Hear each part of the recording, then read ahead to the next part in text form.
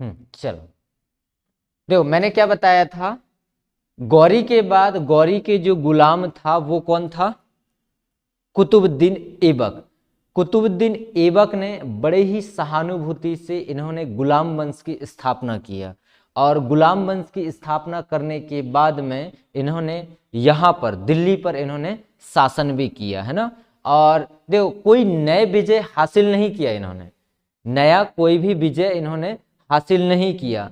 जो पहले से विजय हो चुके थे उन पर इन्होंने दोबारा विजय हासिल किया, ध्यान रखना, है ना। इन्होंने दोबारा हासिल किया उस चीज को, और कहा यह जाता है कि इन्होंने एक इमारत बनवाया था, उसका नाम क्या है? कुतुब मीनार, है ना।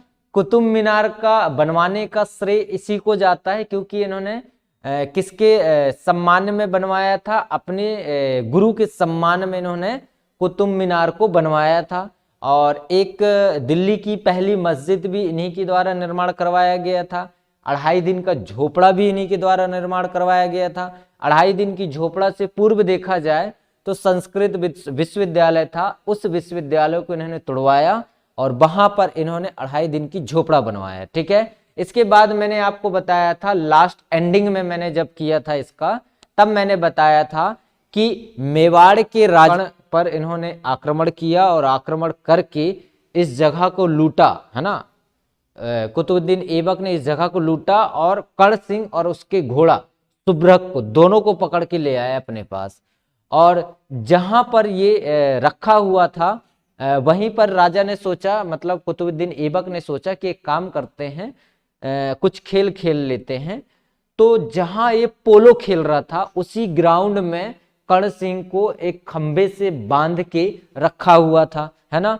और उसी के घोड़े पर सवार होके ये व्यक्ति क्या कर रहा था? पोलो खेल रहा था, है ना। अब देखो, मालिक को, मतलब घोड़े ने सोचा कि मालिक को इसने क्या किया? बांध के रखा हुआ है, अब मेरे ऊपर सवार होके ये क्या कर रहा? पोलो खेल रहा, मतलब आनंद उठा रहा है। एक क्यों ना इस पे हम भी कुछ काम करें इसके लिए, अच्छा सही, है ना। हमारे मालिक के साथ इसने इतना अच्छा काम किया, तो हम भी क्यों ना इसके साथ बहुत अच्छा काम करें। इस व्यक्ति ने फिर वो बहुत अच्छे काम के लिए क्या किया? उस व्यक्ति को क्या किया? देखना, कुतुबुद्दीन ऐबक को इस व्यक्ति ने क्या किया? अपने पीठ से नीचे उतारा और उतार के उसके चेस्ट पर वार किया। अपने पैर से, दोनों पैर से इसने क्या किया? चेस्ट पर वार किया, और वैसे ही उस व्यक्ति की अचानक वहीं पे मृत्यु हो गई। जब तक सैनिकों को खबर लगती तब तक ये यहाँ से रफू चक्कर हो चुके थे। मतलब सुभ्रक ने अपने मालिक, मतलब कर्ण सिंह को लादा पीठ में, और पीठ में लाद के मेवाड़ निकल गया, है ना। और इसी दौरान किसकी? कुतुबुद्दीन ऐबक की मृत्यु हो गई, है ना। इसके बाद में कहा यह जाता है कि इसके बाद में इसका एक पुत्र था जिसका नाम है आराम शाह। क्या नाम बताया मैंने? आराम शाह। आराम शाह ने गद्दी पर बैठा, आराम शाह को गद्दी पर बैठाला गया, मगर वहां के जो आम दरबारी थे, मंत्रिमंडल बोल सकते हैं, उन्होंने क्या बोला कि ये जो व्यक्ति था ये इसका पुत्र नहीं है। मतलब उन्होंने ये बताया कि ये राजा बनने के हकदार नहीं है, क्योंकि ये इसके पुत्र नहीं। उसे झूठे दावेदार के रूप में उसे क्या कर दिया?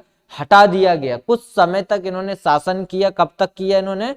1210, मतलब कुछ महीने या कुछ दिन तक इन्होंने शासन किया। और इसके जगह पर वहां के आम जो दरबारी थे उन्होंने एक व्यक्ति को बैठाला आराम शाह के जगह पर। उस व्यक्ति का नाम क्या था? इल्तुतमिश। ध्यान रखना, है ना।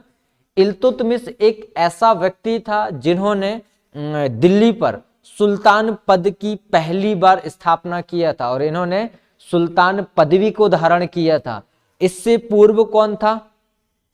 ऐबक था। तो ऐबक ने सुल्तान की पद को धारण नहीं किया था। इस व्यक्ति ने सिपह सलार के पद पर रह के ही दिल्ली पर शासन किया था। इस चीज को बहुत अच्छे से याद रखना, है ना। तो हम क्या, आज जो हमारी टॉपिक वो क्या है हमारा? इल्तुतमिश, है ना। तो इल्तुतमिश को कहा जाता है कि एक तरीके से ये दमाद था। किसका? ऐबक का। याद रखना, है ना। ये ऐबक का दमाद था। इल्तुतमिश जो है उसका शासनकाल 1210 से लेके 1236 तक इन्होंने शासन किया, है ना। और इन्होंने अपनी राजधानी दिल्ली पर बनाया, है ना, और इन्होंने सुल्तान की पद धारण किया और कहा जाता है कि बगदाद के खलीफा से मान्यता दिया गया था इसे, है ना। बगदाद के खलीफा ने इल्तुतमिश के लिए क्या पहुंचाया था, राज छत्र दंड पहुंचाया था, है ना, राज छत्र दंड पहुंचाया गया था इल्तुतमिश के लिए। कहा जाता है कि एक तरीके से ये सम्मान के लिए कुछ देते हैं ना, है ना, सम्मान के लिए हम बोल दें कि गमछा दे दें या फूल वगैरह दे दें, तो सम्मान के लिए दिया गया था इसे। और इस व्यक्ति ने अपने नाम के 2 सिक्के चलवाए थे, याद रहेगा, है ना। इल्तुतमिश में आप क्या याद रखोगे, इल्तुतमिश का शासनकाल 1210 से स्टार्ट किया और 1236 तक चला, है ना। और इसके शासनकाल में इसकी राजधानी जो थी वो क्या थी, राजधानी दिल्ली थी, है ना। और ये गुलाम वंश का पहला ऐसा राजा था जिन्होंने सुल्तान की पद को धारण किया था, ये भी पॉइंट याद रखना। और इनकी पत्नी की जो नाम थी वो क्या है, कुतबी बेगम, ये भी पॉइंट याद रखना।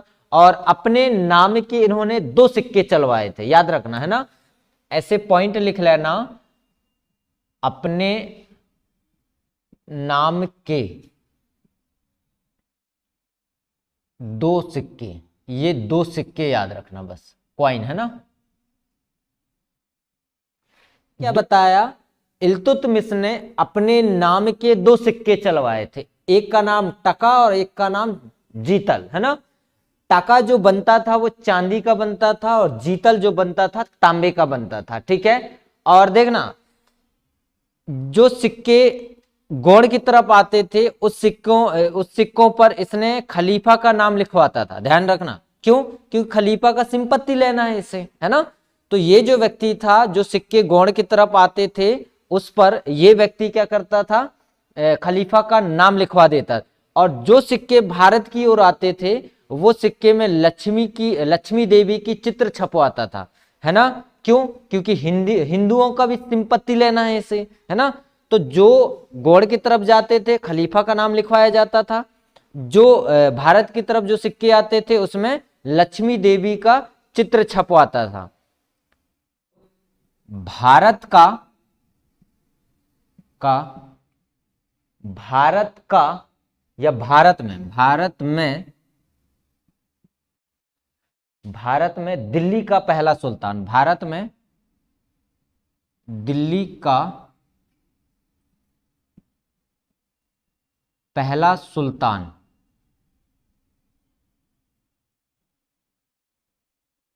कौन था, इल्तुतमिश, पक्का याद रखना, है ना, इल्तुतमिश। ये हाँ, जो हाँ मुस्लिम लोग रहते थे, ठीक है, मैंने क्या बताया। और इसकी मान्यता किसने दिया, अल-मुत्सिर बिल्ला, ये कौन था, खलीफा था, याद रहेगा, है ना। दूसरा जो पॉइंट था, विश्व में पहला सुल्तान अगर आपसे पूछा जाए, विश्व का पहला सुल्तान, ठीक है, देखो ये तो भारत में दिल्ली का पहला सुल्तान कौन है, इल्तुतमिश। अगर मैं पूछूं आपसे विश्व का पहला सुल्तान,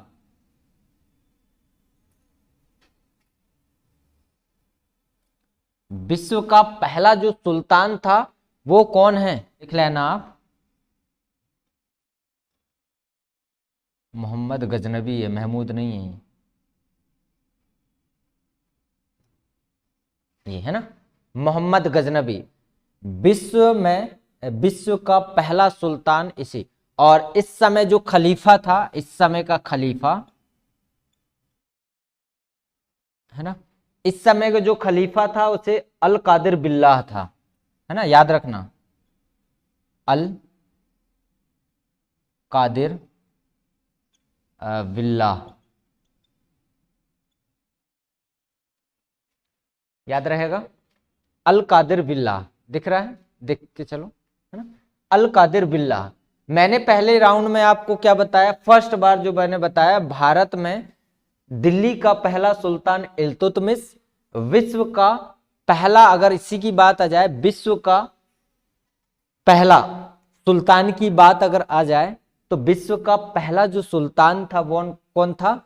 मोहम्मद गजनबी था। और इस समय किससे मान्यता इसे प्राप्त थी? कौन सी खलीफा से मान्यता प्राप्त थी? तो अल कादिर बिल्लाह से इसे मान्यता प्राप्त थी। ठीक है, और जिन दरबारियों ने इसे राजा बनाया था उसका नाम लिख लो आप, क्योंकि यही बहुत खतरनाक लिख लेंगे बाद में, है ना। उनका नाम लिखना टर्किस ए चहलगामी। ठीक है, 40 दरबारियों का समूह, ऐसे लिखना आप, 40 दरबारियों का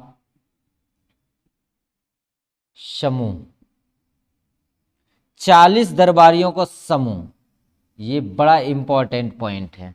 इसे बहुत सारे नाम से जाना जाता है, चहलगामी और चालीसा ऐसे भी बोलते हैं, लिख लो चहलगामी या Chalisa. Group of 40 Turkish nobles के नाम से भी जाना है। 40 दरबारियों के समूह को ही हम क्या बोलते हैं?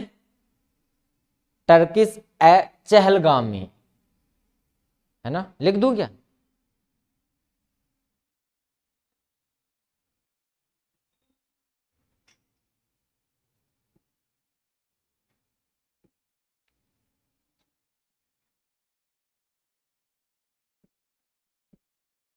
चहलगामी, टर्किश है ना, टर्किश ए चहलगामी, है ना।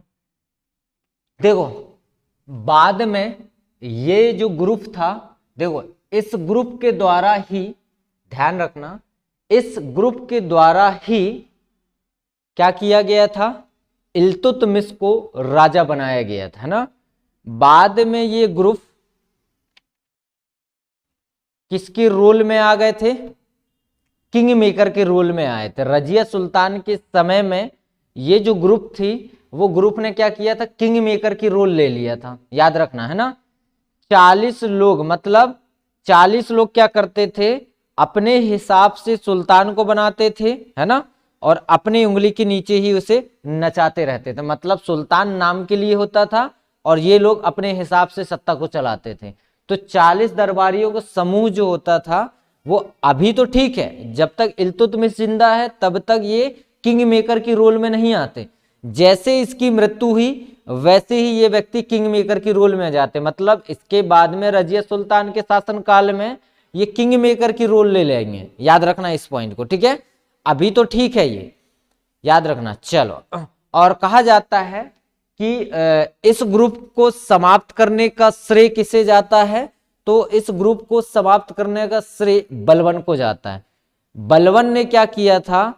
ये ग्रुप का एक हेड था, मतलब इसी 40 लोगों में ही एक क्या था? ये बलबन था। बलबन ने इस ग्रुप से ही राजा बना और इस ग्रुप को समाप्त करने का श्रेय भी किसको जाता है? बलबन को जाता है, याद रहेगा, है ना। देखो यहां तक समझ में आ गया पूरा पॉइंट? हाँ, इस ग्रुप ने, पहली बार मैंने बताया था आराम शाह जैसे गद्दी से हट गया, है ना, उसके बाद में ये जो आम दरबारी थे 40 लोगों का जो समूह था, इन समूहों ने इकट्ठा होके इल्तुतमिश को बुलाए और बुलाने के बाद में इसे क्या बना दिया गया? राजा बना दिया गया, है ना। और सुल्तान की पद भी ये व्यक्ति धारण कर लिया था। तो बोल सकते हैं दिल्ली में पहला जो व्यक्ति था जिन्होंने सुल्तान की पद को धारण किया था, है ना।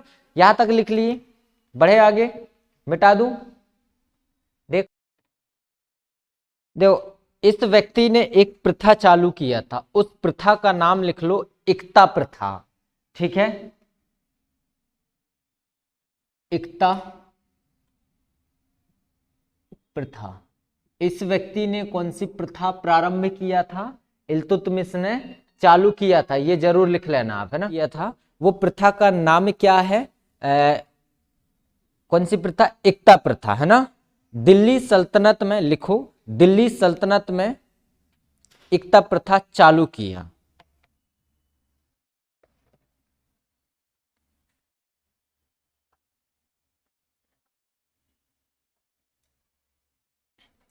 देखो ध्यान रखना, इल्तुतमिश ने बड़ी होशियारी के साथ इधर काम किया। कैसे? अफगानिस्तान से जो भी सेना बुलाता था यहाँ के लिए, है ना, लड़ाई लड़ने के लिए या युद्ध लड़ने के लिए, इन सेनाओं को बोलता था कि एक काम, जो रोकने का तरीका अच्छा था इसका, कैसे कि ये जो व्यक्ति था इसने सोचा कि एक काम करो, इन्हें अगर मैं जो सेना बुलाया है इन सेना को अगर मैं पैसा दे दूंगा, क्योंकि लड़ाई तो खत्म हो गई, अगर इन्हें पैसा दिया, युद्ध तो खत्म हो गई, तो पैसा दिया तो ये क्या करेंगे, पैसा लेके कैश लेके ये चले जाएंगे, है ना। तो उसके बदले में एक काम किया जाए, यहीं की कुछ जागीर दे दिया जाए इन्हें, मतलब कुछ जमीन दे दिया जाए। कैश के बदले जमीन देना ही इक्ता प्रथा कहलाता है, याद रहेगा। किसके बदले में, कैश के बदले में। जैसे तुमने मेरे लिए काम किया, ध्यान से सुनो, जैसे तुमने मेरे लिए काम किया है ना, अब मैं तुम्हें पैसे ना देके उसके जगह में क्या कर दिया, मैंने आपको जमीन की एक छोटी सी टुकड़ी दे दिया। अब क्या करोगे आप, मूल रूप से आप यहीं ठहर जाओगे, क्यों, क्योंकि आपको मिल गया जमीन, अब उस पे आप खेती किसानी करोगे और अपनी जीवन यापन करते रहोगे। समय समय पर आने पर आप राजा का सहयोग करोगे सेना के रूप में, समझ में आ रहा, समय समय पर आने पर क्या करोगे, राजा के सहयोग करोगे, समझ में आ रहा ना ये चीजें। तो फायदा उससे समझ में आया कि हाँ भाई ये भी सही है। तो इनकी सहयोग के लिए दो व्यक्ति होते थे, एक का नाम है मुक्ता और एक का नाम है बलि, याद रखना है ना, मुक्ता और बलि, ये दो लोग होते थे, सहयोगी होते थे, है ना। जब कभी ये होल्ड हो जाता था, एकता जो होता था कभी कभी होल्ड हो जाता था, तो रिलीज करने का काम इनका होता था, ठीक है। अब देखना, ध्यान से देखो, एकता प्रथा चालू तो इल्तुतमिश ने किया है ना, किसने किया है इससे चालू, इल्तुतमिश ने किया है ना, इल्तुतमिश ने चालू किया है, मगर खत्म करने का श्रेय किसका आएगा, अलाउद्दीन खिलजी का, लिख लेना आप। चालू इसने किया और खत्म किसने कर दिया,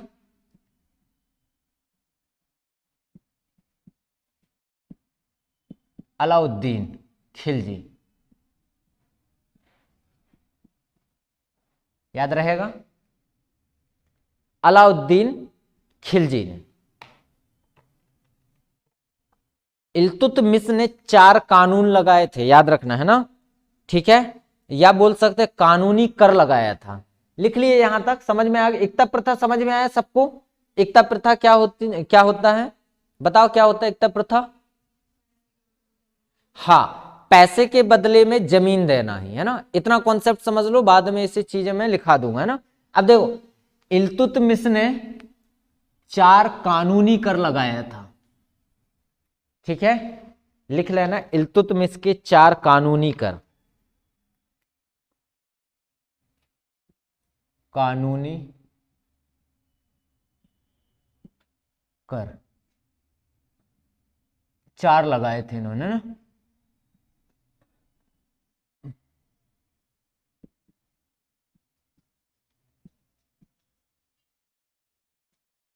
पहले का जो नाम है वो है जजिया कर,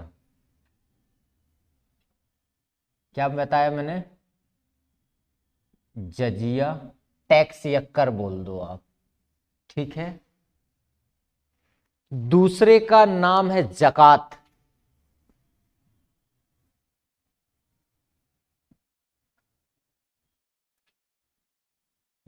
और तीसरे का नाम है खिराज, खिराज है ना,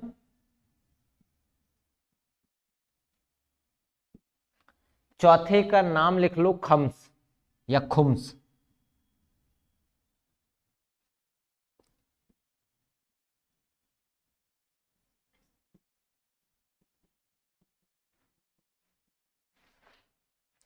ठीक है। इन्होंने कितने कानूनी कर लगाए थे, 4।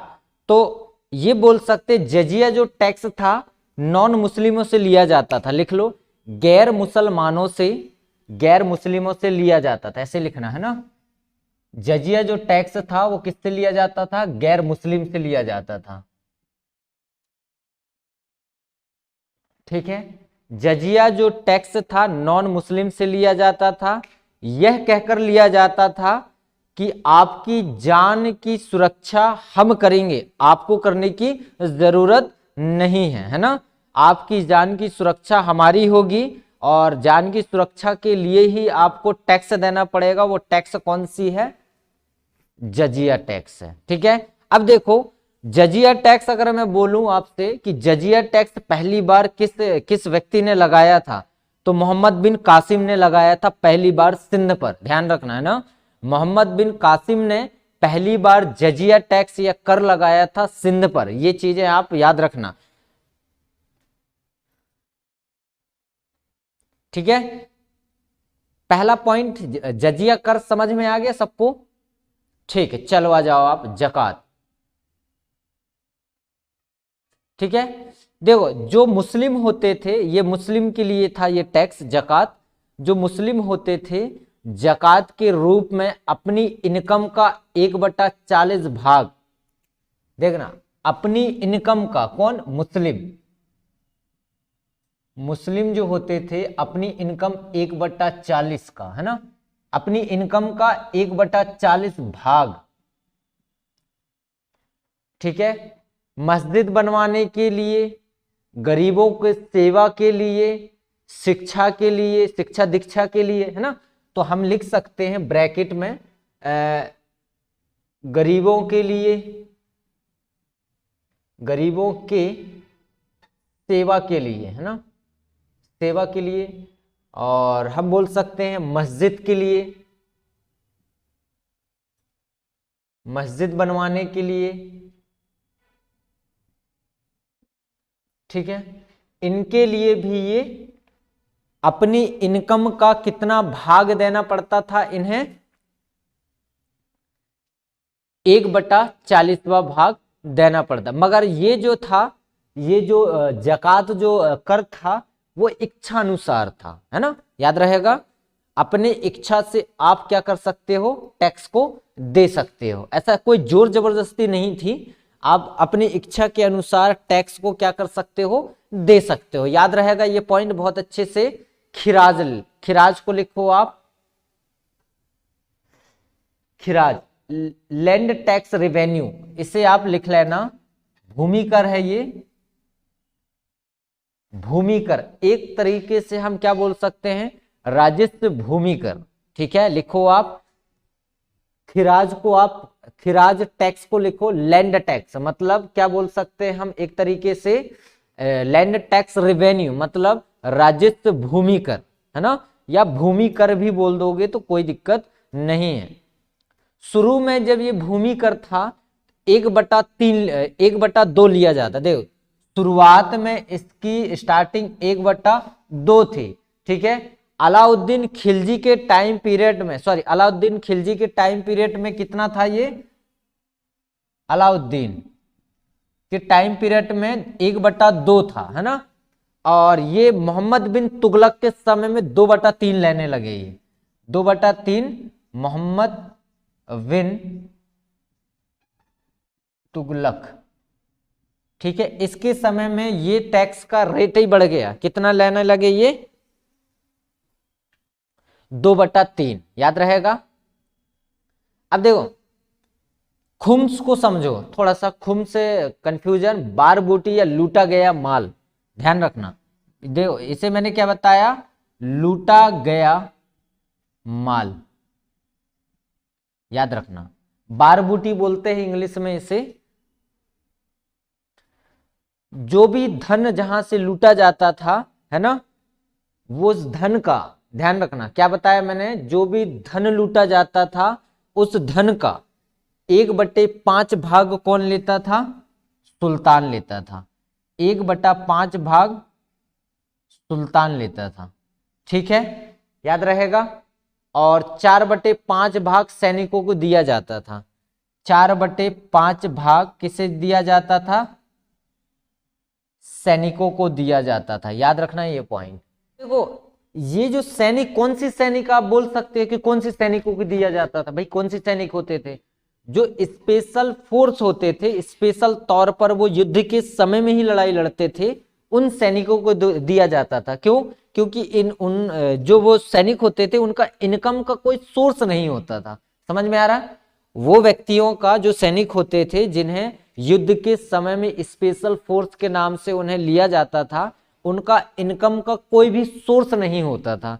तो जो भी माल लूटते थे उस माल का 4/5 भाग जो होता था वो सैनिकों का होता था। समझ में आ गया, ये उनका सोर्स होता था। चलो,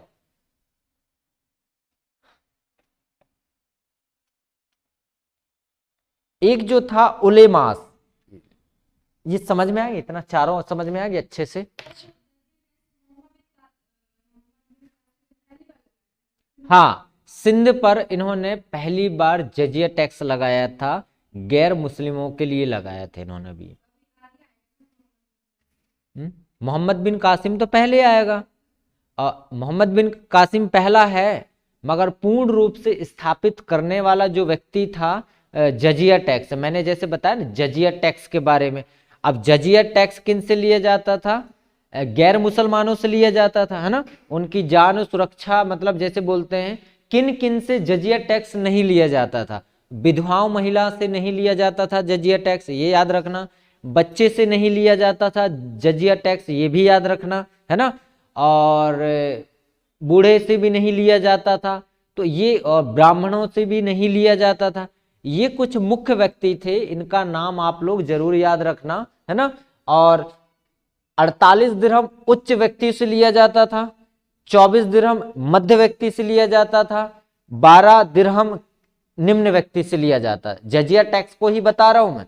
48 दिरहम उच्च व्यक्ति से, क्या बता रहा था मैं?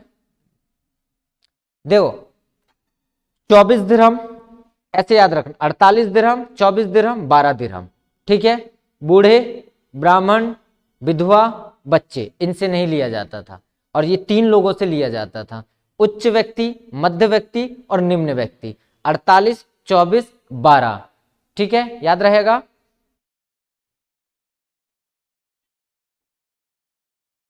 अब देखो, एक व्यक्ति था जिसका नाम है उलेमास, है ना। ये कहा जाता है, इधर नहीं लिख रहा, इधर लिख दे रहा हूं ना, उलेमास, याद रखना, है ना। इसके बारे में थोड़ा सा आप सुन लो, बस काम आ जाएगा ये। उलेमास जो था वो एक तरीके से मुस्लिम स्कॉलर था ये, है ना, ठीक है। ये व्यक्ति का काम था कि मुसलमान धर्म के हिसाब से सही चाल ढाल में चल रहे हैं कि नहीं चल रहे हैं, इसका काम था देखना, ठीक है। ये व्यक्ति, मतलब चाल ढाल से कैसे, कि भैया इस्लाम धर्म के हिसाब से 5 टाइम नमाज पढ़ रहे हैं कि नहीं पढ़ रहे हैं, है ना, ठीक। इस्लाम धर्म के हिसाब से अपने जीवन को जी रहे हैं कि नहीं जी रहे हैं, तो ये हिसाब था इसका सबसे अच्छा, है ना, देखने के लिए। अब ये जो व्यक्ति था, भारत की तरफ रुख को मोड़ा उलेमास, और इल्तुतमिश के शासनकाल को देखा इसने, और शासनकाल को देखने के बाद में बोला कि तुम एक काम करो, भारत के जितने भी हिंदू हैं, इन हिंदुओं को बोलो कि ये सब के सब इस्लाम धर्म को कबूल कर ले। अगर जो व्यक्ति इस्लाम धर्म को कबूल नहीं करता, उस व्यक्ति को मौत के घाट में उतार दो, ठीक है। ये उलेमास ने आज्ञा दे दिया, किसे? इल्तुतमिश को। इल्तुतमिश ने बोला कि एक काम करो, तुम मेरे शासन में हस्तक्षेप मत करो, समझ में आ रहा है, तुम अपने हिसाब से अपने इधर देखते रहो, मेरे तरफ तुम अपने आप को मत मोड़ो, ठीक है। उलेमास को इसने डायरेक्ट मना कर दिया, ठीक है, ठीक। उलेमास ने डायरेक्ट मना कर दिया। एक और व्यक्ति था उलेमास को मना करने वाले व्यक्ति, मतलब उसने बोला कि मैं अपने, इल्तुतमिश ने बोल दिया, मैं अपने हिसाब से शासन को चलाऊंगा, ना कि मैं धर्म के हिसाब से, समझ में आ रहा है। तो इल्तुतमिश ने अपने हिसाब से शासन को चलाया दिल्ली पर, और एक व्यक्ति और था जो उलेमास को, मतलब मुस्लिम स्कॉलर को मना किया था, उस व्यक्ति का नाम क्या है? अलाउद्दीन। अलाउद्दीन भी राजनीतिक मामले में हस्तक्षेप करने से मना कर दिया था, ठीक है, सुल्तान को या उलेमास को, ठीक है। किसने? अलाउद्दीन खिलजी ने। एक तो इल्तुतमिश ने और दूसरा अलाउद्दीन खिलजी ने। मगर याद रखना, धर्म के जो स्कॉलर होते हैं, स्कॉलर्स जो होते हैं, उन व्यक्तियों को मना करने का दुशासन कोई भी नहीं करता, ठीक है, कोई भी नहीं कर सकता। मगर ये 2 व्यक्ति ऐसे थे जिन्होंने क्या किया था?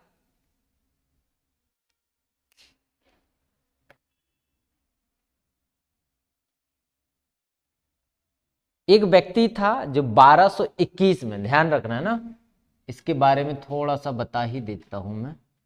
1221 में चंगेज खां का नाम सुना होगा।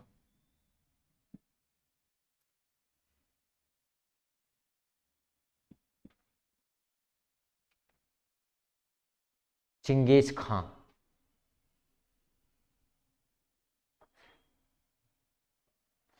पहला मंगोल आक्रमणकारी है ये चंगेज खां, इसे लिख लेना चंगेज खां। पहला मंगोल आक्रमणकारी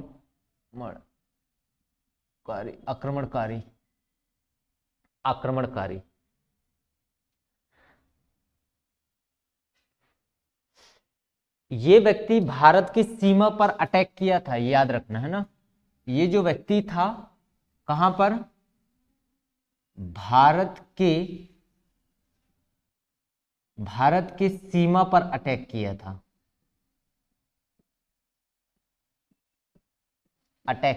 याद रखना है ना। और इस समय दिल्ली का सुल्तान कौन था, इल्तुतमिश था, याद रहेगा। कहा जाता है चंगेज खां अफगान पर अटैक किया था, ध्यान रखना है ना। कहा जाता है कि चंगेज खां ने कहां पर, अफगान पर अटैक किया था, याद रखना, बहुत अच्छा चीज बताऊंगा, है ना। कहां पर अटैक किया था इसने, अफगान पर अटैक किया। और जब ये अटैक किया, ख्वारिज़्म शाह का बेटा, देखो यहां से ये यहां का जो राजा था ख्वारिज था, है ना, ये था राजा यहां का, देखो अफगान का राजा ख्वारिज, और इसका जो बेटा था जलाउद्दीन वर्नी, ध्यान रखना, इसका बेटा का नाम क्या है, जलाउद्दीन वर्नी, है ना, जलालुद्दीन।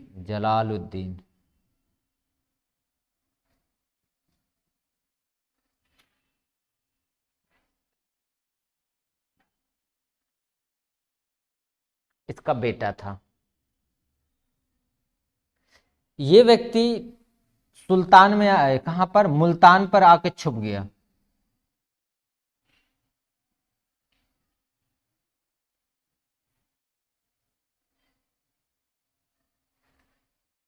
ध्यान से सुनना है ना, एक एक पॉइंट को बहुत अच्छे से।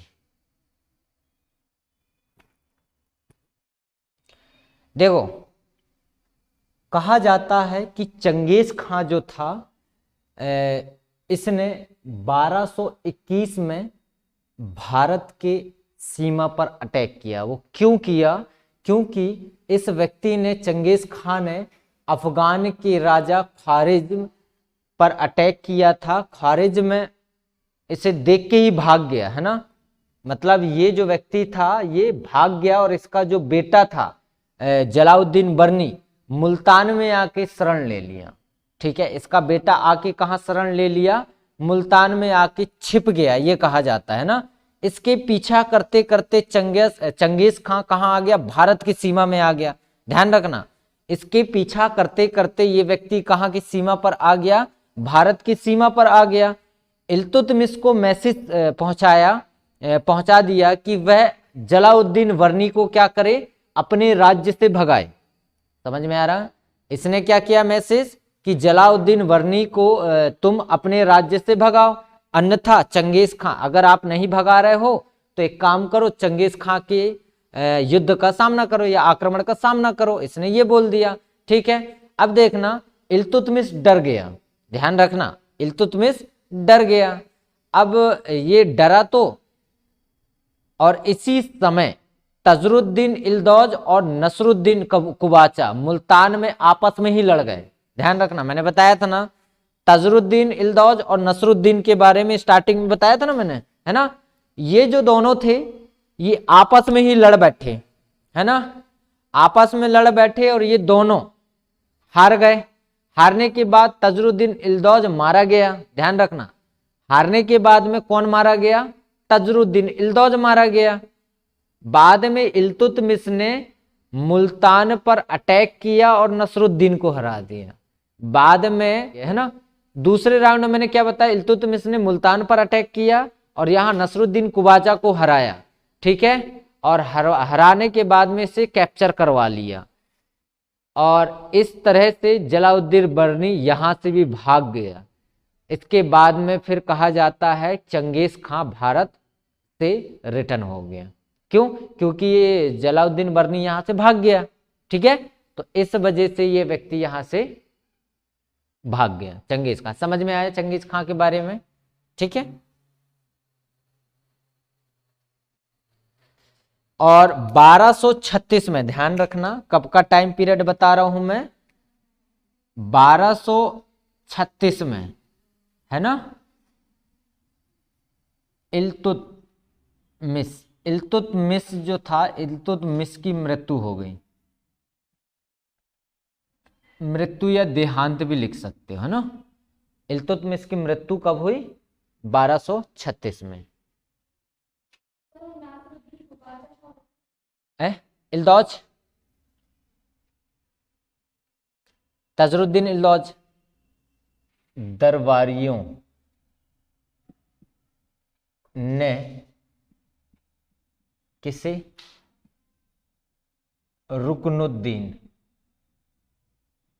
रुकनुद्दीन को दिल्ली के गद्दी पर बैठाया।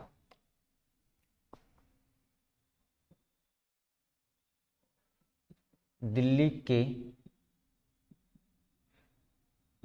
गद्दी पर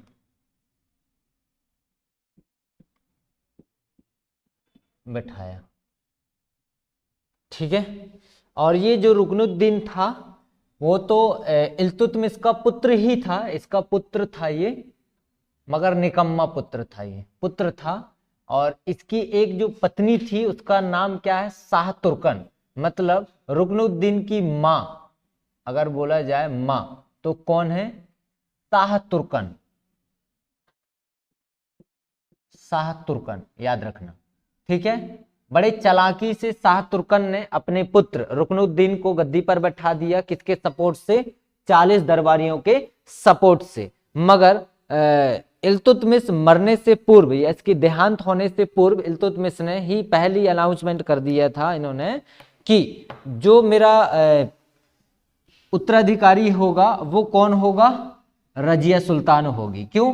क्योंकि ये जनता के हित में रजिया सुल्तान काम कर रही थी, ठीक है। इसलिए ये पहले से अनाउंसमेंट कर चुका था कि जो भी दिल्ली का जो उत्तराधिकारी होगा वो कौन होगा? रजिया सुल्तान होगी, याद रहेगा। तो रजिया सुल्तान को इन्होंने पहले से ही घोषणा कर दिया था। अब देखो ये जो व्यक्ति था ये गद्दी पर तो बैठ गया, है ना, गद्दी पर 36 में बैठा था, ध्यान रखना ना, ये शासन पर तो बैठ गया, 1236 में ही बैठा था ये, है ना, कुछ समय के लिए। और कहा यह जाता है कि 1236 में ही, कब का समय पीरियड है ये? 1236, है ना, 1236 में ही जनता के सामने, मतलब जनता के सपोर्ट से, ध्यान रखना, है ना, जनता के सपोर्ट से रजिया सुल्तान ने दिल्ली के पद, मतलब दिल्ली में राजा बनने के, क्योंकि 40 दरबारी नहीं चाहते थे कि दिल्ली में कोई लेडी शासक बने, समझ में आ रहा है ना। 40 दरबारी बिल्कुल भी नहीं चाहते थे कि कोई लड़की क्या बने, यहाँ पे शासक बने दिल्ली का, है ना, ये बिल्कुल नहीं चाह रहे थे। मगर इल्तुतमिश चाह रहा था, इल्तुतमिश सोच रहा था कि मेरी पुत्री जो है वो दिल्ली की क्या बने? रानी बने या राजा बने, है ना, दिल्ली पर शासन करे, ये इल्तुतमिश चाह रहा था। मगर वो 40 दरबारी अब किंग मेकर की रोल में आ जाएंगे। जब तक इल्तुतमिश जीवित था तब तक ये व्यक्ति किंग मेकर की रोल में नहीं आए, मगर इसकी मृत्यु के बाद वैसे ही ये किंग मेकर की रोल में आ गए, ध्यान रखना, है ना। अब देखना जनता के सपोर्ट से, ध्यान रखना, है ना, जनता के सपोर्ट से कौन? रजिया सुल्तान दिल्ली की क्या बनी? शासिका बनी, याद रहेगा, है ना। चलो यहां तक हो गया इल्तुतमिश समाप्त। कोई क्वेश्चन?